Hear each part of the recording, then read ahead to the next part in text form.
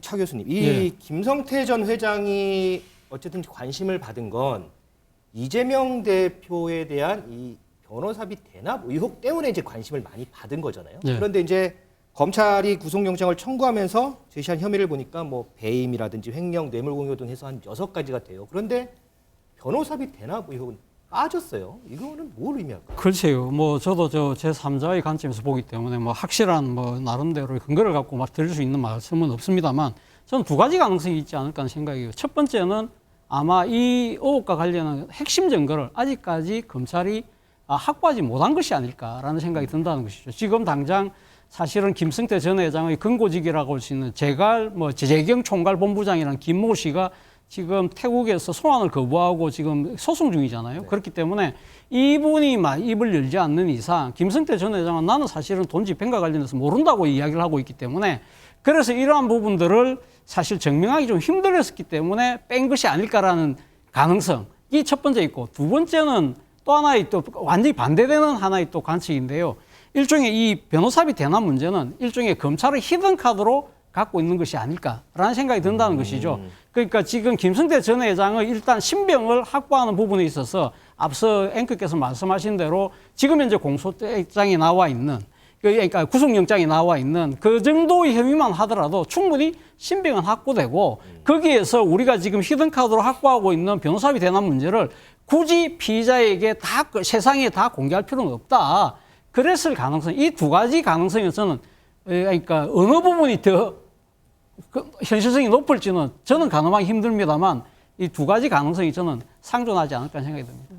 한민수 대변인, 어쨌든 네. 뭐 이 대표하고 이 김 전 회장하고의 두 사이가 어떤 관계냐 이 부분에 대해서 사람들이 관심을 상당히 집중을 하고 있는데 어쨌든 두 사람은 공통적으로 일치되는 게 나는 서로를 잘 모른다 이제 그런 얘기잖아요. 그런데 이재명 대표 인터뷰를 딱 보니까 예. 뭐 무슨 질문인지 아실 것 같아요. 예, 저도 그 보니까. 인터뷰 봤습니다. 전화 통화는 누군가 술 먹다가 나를 바꿔줬다는 얘기가 있는데 이거는 기억나지 않는다. 뭐 바꿔 얘기하면은 전화 통화를 한 것 같다라는 뉘앙스처럼 얘기를 했어요. 이거는 어떻게 좀 설명을 저는 그 인터뷰 보면서 야, 대표가 참 솔직하다. 뭐 저런 얘기까지 다 하나 이런 생각이 들었는데 저도 그 제 고등학교 친구 중에 오래된 친구 하나가 술만 먹으면 전화 온 친구가 있어요. 그러면 전화 와가지고 옆에 있는 사람을 다 바꿔줍니다. 다 바꿔주는데 바꾼 사람은 저한테 뭐 한 대변인 언제 어디서 봤지 잘하는 내가 누구야 하는데 기억이 안 나요. 그 다음에 보면은 그럴 정도이기 때문에 대표는 아마 이제 그런 일이 있지 않겠습니까? 난 얼굴도 본 적 없다 하니까 당시에 전화했던 사람이 뭐 와가지고 대표님 그때가 한번 바꿔준 적이 있습니다. 이런 얘기를 했겠죠. 그러니까 방송에서 얘기한 건데 저는 이렇게 봅니다. 왜 검찰이 이번에 영장에도 못 넣고 한 거는 전 이거는 오래 가지 않을 거라고 봐요. 우리 언론에서도 길어야 저는 한 20일 정도 지난 이후에는 사라질 거라고 봅니다. 그러면 검찰은 거기에 대한 모든 책임을 엄중한 책임을 질 수밖에 없을 거예요. 왜냐하면 이 사건 초기가 시작된 게 이모 씨, 최모 씨 간에 서로 공모를 해가지고 사기를 치자고 한 거예요. 최 씨가 검찰에 자소서를 2번 냅니다. 부산에 있는 모 사업가로부터 이모 변호사, 이재명 지사였죠. 변호를 한 사람으로부터 이렇게 거금을 받았다고 거짓말을 하자. 그래서 그중에 한 1억 정도를 우리가 뺏어내자는 공모를 하는 게 있습니다. 그걸 검찰이 냈어요. 자수서까지. 그런 상황이었고 또 20억을 받았다는 변호사가 누구냐면요. 이재명 대표의 변호사가 아니고 이재명 대표의 변호사와 같이 근무하는 건물에 있는 변호사예요. 근데 그 20억이 쌍방울의 M&A 자금이었던 겁니다. 에스크로 자금이라고.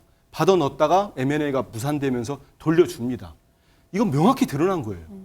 이미 다 밝혀졌습니다. 그리고 이재명 대표와 김성태 전 회장은 본 적도 없는 사람이고 그런 상황에서 이건 사건 자체가 성립을 안 하는 겁니다. 그래서 저는 검찰이 지금 저는 입증을 못하고 온 상태에서 김성태 전 회장의 이제 기소까지는 1차 연장을 하면 20일이 남았습니다. 20일 동안 이제 수사를 하겠지만 전혀 밝혀내지 못하고 나면은 결국에는 기소할 때 이 혐의는 완전히 빠질 겁니다. 그러면 그 시점부터는 이렇게까지 공작적으로 수사해온 거에 대한 검찰도 책임을 져야 되지 않는가 이런 생각을 합니다. 네. 저는 그 이재명 대표가 왜 이 김성태 전 회장을 전혀 몰랐다고 부인하다가 왜 갑자기 KBS 인터뷰에서 알 수도 있다고 그러니까 전화 통화했을 수도 있다고 얘기했을까? 저는 밑자락을 미리 까는 거라고 생각합니다. 그 왜냐하면은 물론 우리가 안다고 해서 반드시 특별한 사이라는 법이 없고 모른다고 해서 밀접하지 않을 사이라는 그런 법은 없습니다. 네. 다만 상식적인 선에서 우리가 얘기하는 건데 저는 얼마 전 그 수행비서가 캄보디아에서 붙잡혔다는 소리를 제가 들었습니다. 그 보도가 나왔는데 그 수행비서였기 때문에 저는 여러 가지 전화를 썼을 개연성이 있다고 봐요. 그 그 수행비서의 전화일 수도 있었고 또 뭐 이른바 대포폰이라고 하는 전화번호 있을 수도 있었고 그걸 하다 보면은 뭐 어느 선행과 이재명 대표와의 통화 기록이 나타났을 경우에 이재명 대표가 완전히 난 몰랐다고 얘기했다 계속 그 주장을 끌고 나갔다 그러면은 자기 주장의 신뢰성이 무너질 수 있는데 이미 지상파라고 공중파에 나와가지고 아 내가 한번 통화했을 수도 있다라고 얘기를 했을 순간 저는 나중에 그런 사실이 나오더라도 그거 봐요 내가 얘기했었다고 했었잖아요 라고 하는 수준의 얘기라고 저는 생각을 합니다. 그래서 지금 저는 그 관련자들이 지금 캄보디아에서 수행비선 잡히고 물론 그 금고지기 한 분은 지금 송환을 거부하고 있다는데 네. 저는 이런 부분들의 핵심적인 그런 어떤 관련자들의 그 국내 송환과 그다음에 진술들이 조금씩 퍼즐을 맞춰 나간다 한다면 물론 지금 이 변호사비 대납 의혹이 아직까지 수면 위로 드러난 건 없습니다. 저도 신병을 확보한 후에 검찰이 추가적인 어떤 증거들을 들이댈 것으로 보는데 만약 이 재판 과정에서 이재명 대표가 지금 조금에게 본인에게 불리할 수 있는 진술들을